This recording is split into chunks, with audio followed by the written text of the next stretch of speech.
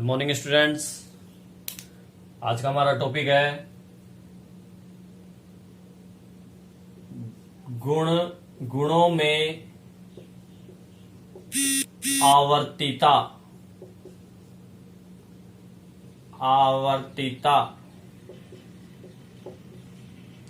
अर्थात जो आधुनिक आवर्त सारणी है उसमें अगर हम ऊपर से नीचे जाएं, दाएं से बाएं जाएं, तो गुणों में क्या परिवर्तन होते हैं इसकी बात करेंगे।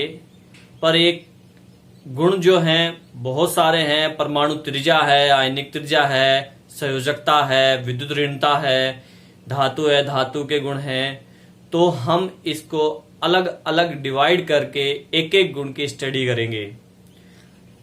सबसे पहले आज हम इस पार्ट में बात करने वाले हैं परमाणु त्रिज्या की। परमाणु त्रिज्या, एक तो इसकी परिभाषा पढ़ेंगे और दूसरी चीज left to right, up to down, ऊपर नीचे और बाएं दाएं जाने पर आवर्त सारणी में किस प्रकार से तत्वों की परमाणु त्रिज्या परिवर्तन होता है इसकी बात करेंगे। तो देखिए परमाणु त्रिज्या क्या है उसकी बात करते हैं कि परमाणु त्रिज्या की परिभाषा किसे कहते हैं। परमाणु त्रिज्या, परमाणु त्रिज्या, आपने देखा होगा कि परमाणु के अंदर एक नाभिक होता है। ये नाभिक है परमाणु का और इसके चारों ओर कक्षाओं में इलेक्ट्रॉन चक्कर लगाते हैं। इन कक्षाओं में इलेक्ट्रॉन जो है चक्कर लगाते हैं। तो जब परमाणु त्रिज्या की बात आती है, तो परमाणु त्रिज्या की बात आती है तो हम कहते हैं कि ये जो नाभिक है, इस नाभिक से बाह्यतम कोश की दूरी, अलग अलग परमाणुओं में ये जो कोश हैं इनकी संख्या अलग अलग हो सकती है। इसलिए मैंने यहाँ पे 2 कोष बनाए हैं, किसी में 3 हो सकते हैं, किसी में 4 हो सकते हैं।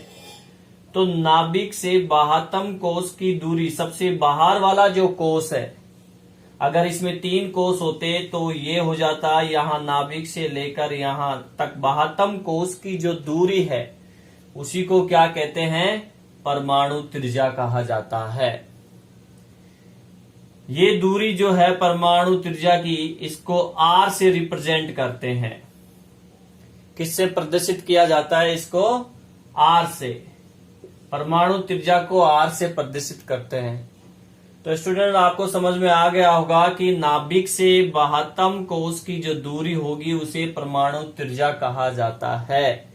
और जो परमाणु आकार है, परमाणु आकार, उसको भी ये त्रिज्या ही रिप्रेजेंट करती है। ये त्रिज्या से ही परमाणु आकार को प्रदर्शित किया जाता है। चाहे आप परमाणु आकार बोल लीजिए या फिर परमाणु त्रिज्या बोल लीजिए। मैं फिर से रिपीट कर देता हूं, नाभिक से बाह्यतम कोश की दूरी को परमाणु त्रिज्या कहते हैं। यहाँ डायग्राम में आपको दिख रहा है नाभिक से बाह्यतम कोश की दूरी, तो ये क्या कहलाती है? परमाणु त्रिज्या। चलो बात करते हैं आवर्त सारणी के संदर्भ में परमाणु त्रिज्या किस प्रकार से परिवर्तित होती है। देखिए आपको याद हो तो अपन ने पीरियोडिक टेबल बनाई थी, आवर्त सारणी बनाई थी कुछ ऐसी।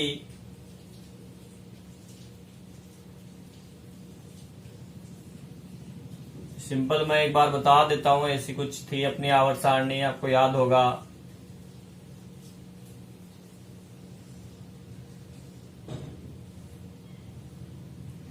ठीक है, अब इसमें अगर ये हो गए आवर्त,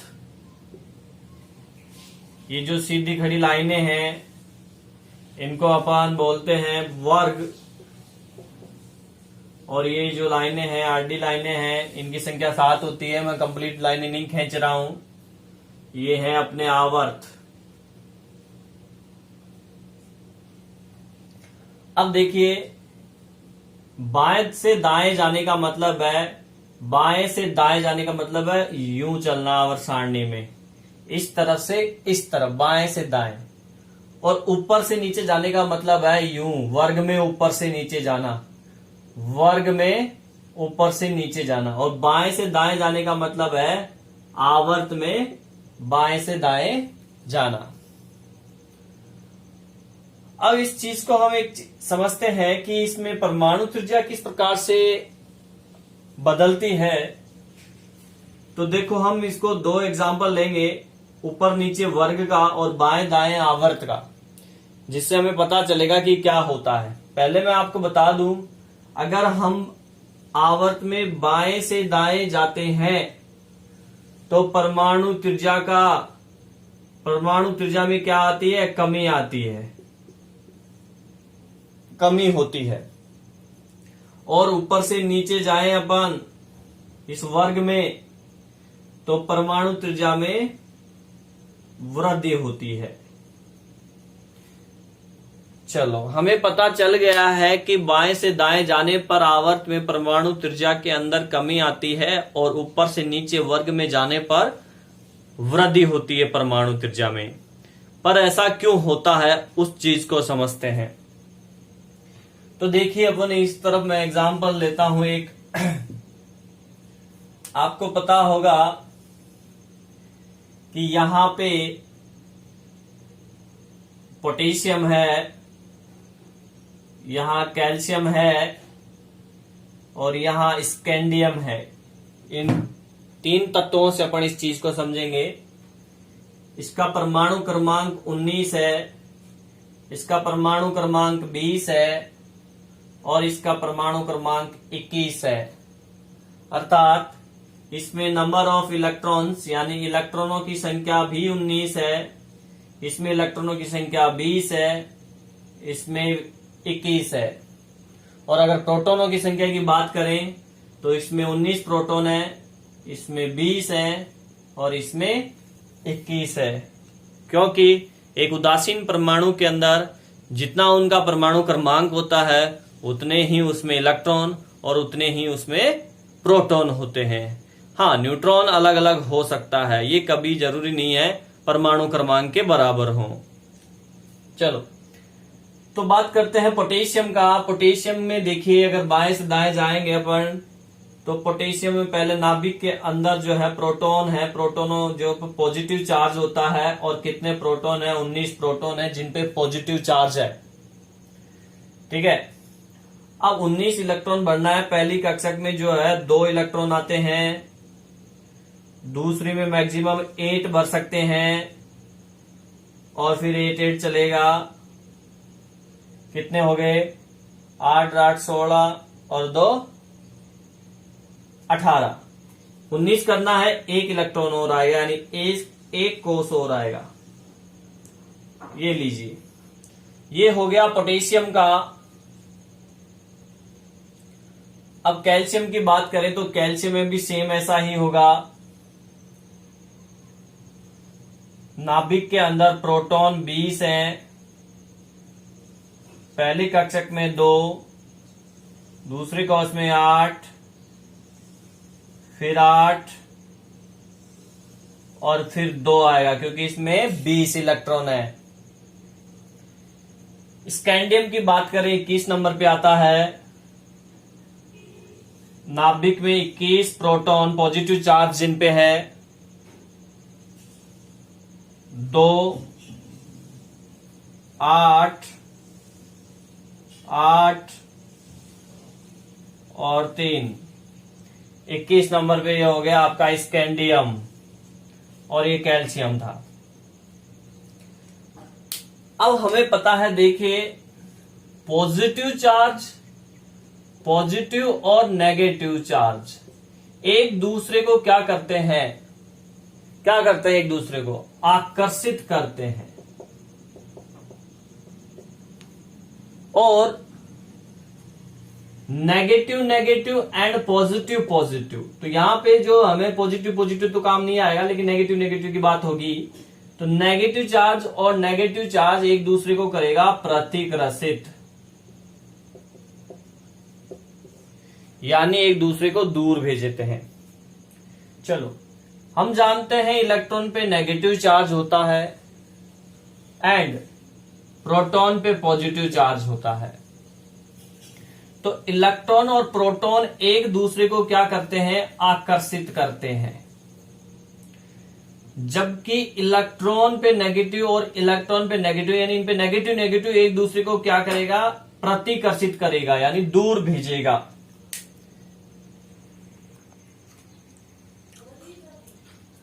तो यहां पे इलेक्ट्रॉन एक दूसरे को क्या कर रहे हैं, प्रतिकर्षित करेंगे, क्योंकि इलेक्ट्रॉनों पे क्या है, नेगेटिव चार्ज है। तो नेगेटिव नेगेटिव एक दूसरे समान चार्ज होने के कारण एक दूसरे को प्रतिकर्षित करते हैं। ये जो कोष में इलेक्ट्रॉन है, ये क्या कर रहे हैं, एक दूसरे को प्रतिकर्षित कर रहे हैं। ये कोष में जो इलेक्ट्रॉन है एक दूसरे को प्रतिकर्षित कर रहे हैं, इन पे नेगेटिव चार्ज है। और नाभिक के अंदर ये प्रोटॉन है, इस पे पॉजिटिव चार्ज है और इन इलेक्ट्रॉनों पे नेगेटिव है। तो ये क्या करता है, ये पॉजिटिव चार्ज यानी नाभिक इन इलेक्ट्रॉनों को अपनी ओर आकर्षित कर रहा है। ठीक है ना।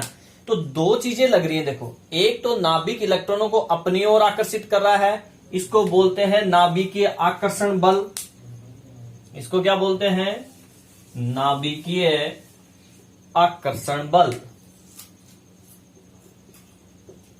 नाभिकीय आकर्षण बल, ठीक है।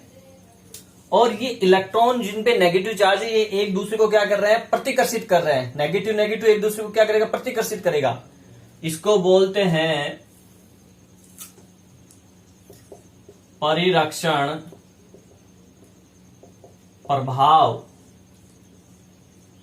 तो दो बल काम कर रहे हैं। देखो, ये तो कर रहा है प्रतिकर्षण, इलेक्ट्रॉन इलेक्ट्रॉन प्रतिकर्षण, ये तो परिरक्षण प्रभाव है, जिसके कारण से परमाणु का आकार बढ़ता है। अगर परिरक्षण प्रभाव ज्यादा है तो परमाणु का आकार बड़ा होगा, और कम होता है तो परमाणु का आकार छोटा होता है। और नाभिकीय आकर्षण बल में क्या है, नाभिकीय आकर्षण बल ज्यादा होगा तो परमाणु का आकार छोटा हो जाएगा, क्योंकि वो खींच लेगा।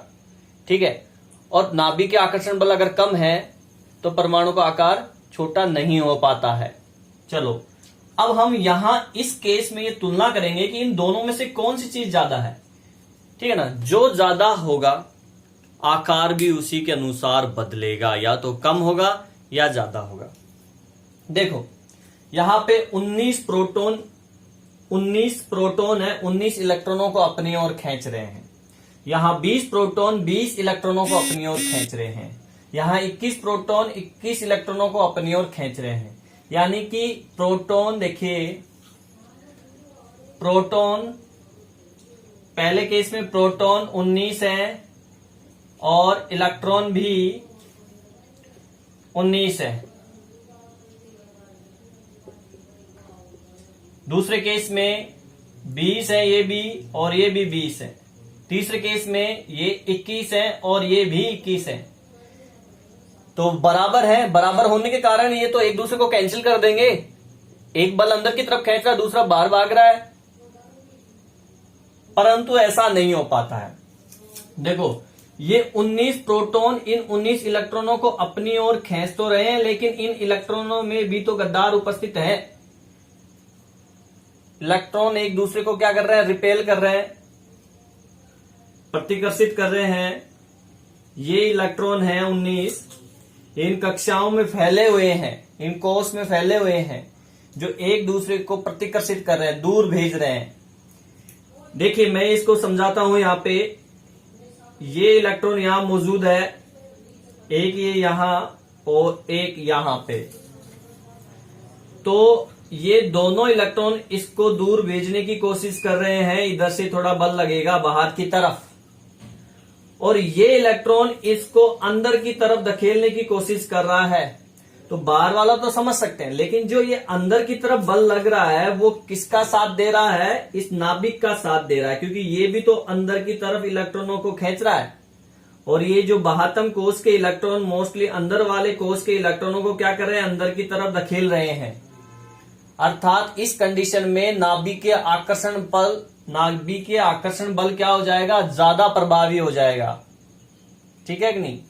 तो परिरक्षण प्रभाव और नाभिकीय आकर्षण बल को काटने के बाद जो शेष नाभिकीय आकर्षण बच जाता है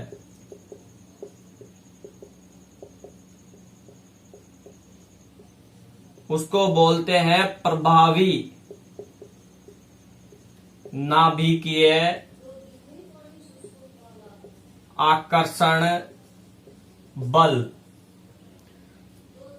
अर्थात परिरक्षण प्रभाव से ज्यादा है नाभिकीय आकर्षण बल इन केस में, जिसके कारण से परमाणु का आकार छोटा हो जाता है।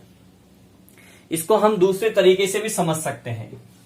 दूसरा तरीका क्या है, एक एग्जाम्पल लेते हैं कि किस प्रकार से आकार कम हो रहा है। देखो, ये एक रस्सी है और ये सेंटर लाइन। इस टीम के अंदर 19 प्लेयर हैं, 19 खिलाड़ी, और इसमें भी 19 खिलाड़ी हैं, जैसा कि इसमें पोटेशियम के केस में है।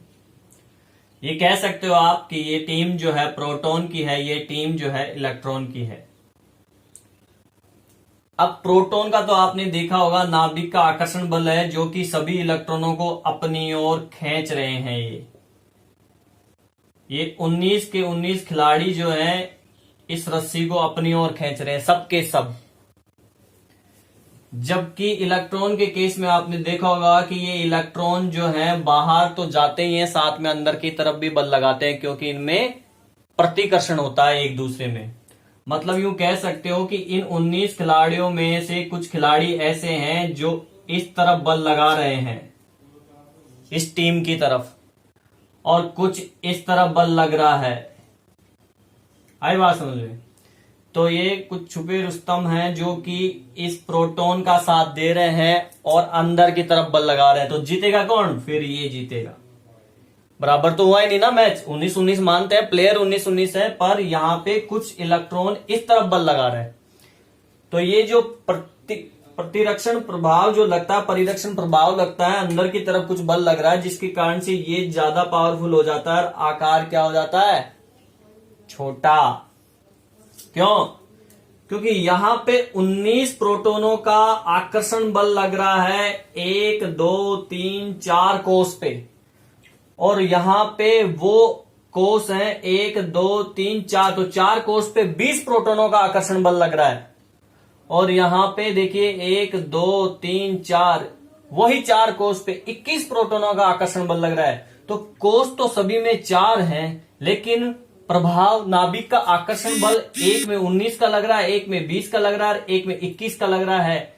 वही 4 कोष पे नाभिक का आकर्षण बल बढ़ता जा रहा है, इसलिए आकार छोटा होता जाएगा। तो सीधी सी बात है, जब हम बाएं से दाएं जाएंगे आवर्त के अंदर, तो परमाणु का आकार छोटा हो जाता है, क्योंकि प्रभावी नाभिकीय आवेश में वृद्धि होती है। बाएं से दाएं जाने पर एक प्रोटॉन बढ़ता जाता है, जिसके कारण से प्रभावी नाभिकीय आवेश में वृद्धि होती है और आकार छोटा होता जाता है। चलो, ये तो बात हो गई आवर्त की। अब बात करते हैं वर्ग में, कि वर्ग में क्या होता है। मैंने लिखा है कि वर्ग में वृद्धि होती है ऊपर से नीचे जाने पर।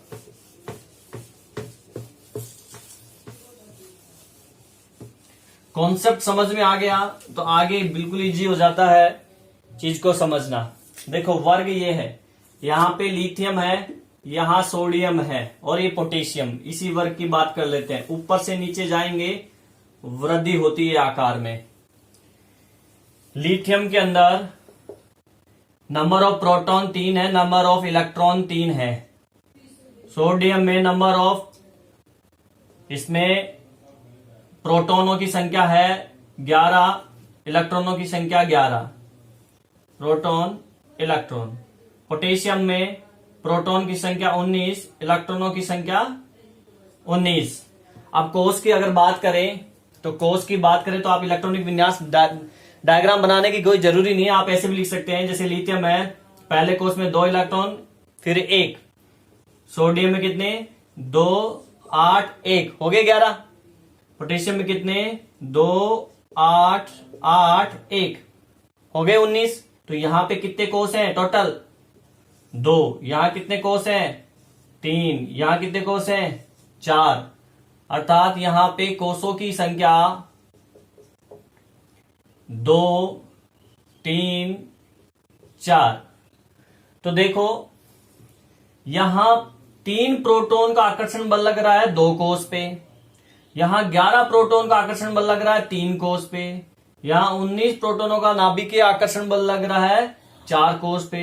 मानते हैं कि ऊपर से नीचे जाने पर कोस की संख्या में वृद्धि हो रही है, ठीक है, और नाभिक के अंदर प्रोटॉनों की संख्या में भी वृद्धि हो रही है और इलेक्ट्रॉनों की संख्या में भी वृद्धि हो रही है। अर्थात परिरक्षण प्रभाव भी बढ़ रहा है, परिरक्षण बल भी बढ़ रहा है, नाभिक का आकर्षण बल भी बढ़ रहा है और कोस की संख्या भी बढ़ रही है। जब कोस की संख्या बढ़ती है तो परमाणु का आकार बड़ा होता जाता है। आपको पता है कि एक कोस होगा तो छोटा, 2 आएंगे तो और बड़ा, 3 आएंगे तो और बड़ा, 4 आएंगे तो और बड़ा आकार हो जाएगा। तो ऊपर से नीचे जाने पर परमाणु का आकार बढ़ता है क्योंकि कोषों की संख्या में वृद्धि होती जाती है, एक नया कोष जुड़ता जाता है। अब आप कहोगे सर प्रोटॉन की संख्या भी तो बढ़ रही है, तो ये तो इलेक्ट्रॉनों को खींचेगा, आकार छोटा होगा। बिल्कुल, प्रोटॉन की संख्या भी बढ़ रही है और इसका मतलब हुआ कि प्रभावी नाभिकीय आकर्षण बल भी बढ़ रहा है, जिसके कारण से आकार छोटा होना चाहिए, परंतु ऐसा नहीं है क्योंकि कोष की संख्या बढ़ रही है और परिरक्षण प्रभाव, ये दोनों आकार को बढ़ाने के लिए जिम्मेदार है और ये आकार को छोटा करने के लिए जिम्मेदार है। तो ये दोनों मिलकर इस प्रभावी नाभिकीय आकर्षण बल से ज्यादा हो जाता है, ठीक है ना। तो ये दोनों का पावर मिलके इससे ज्यादा हो जाता है, जिसके कारण से एट लास्ट परमाणु का आकार में वृद्धि ही होती है। आगे बात समझ में, दोबारा से रिपीट कर देता हूं। बाएं से दाएं जाने पर, आवर्त सारणी में बाएं से दाएं जाने पर परमाणु के आकार में कमी होती है क्योंकि नाभिक में प्रोटॉन की संख्या में वृद्धि होती जाती है, जिसके कारण से प्रभावी नाभिकीय आकर्षण बल अधिक होता जाता है और आकार छोटा हो जाता है। जबकि वर्ग में ऊपर से नीचे जाते हैं तो परमाणु के आकार में वृद्धि होती है क्योंकि ऊपर से नीचे जाने पर प्रभावी नाभिकीय आवेश में तो वृद्धि होती है, परंतु साथ साथ परिरक्षण प्रभाव और कोषों की संख्या बढ़ने के कारण परमाणु का आकार बढ़ जाता है छोटा होने की बजाय, ठीक है। इसके अलावा इस पूरे आवर्त सारणी में कुछ एक दो जगह अपवाद हैं, उनकी बात हम अलग से करेंगे किसी और टॉपिक में।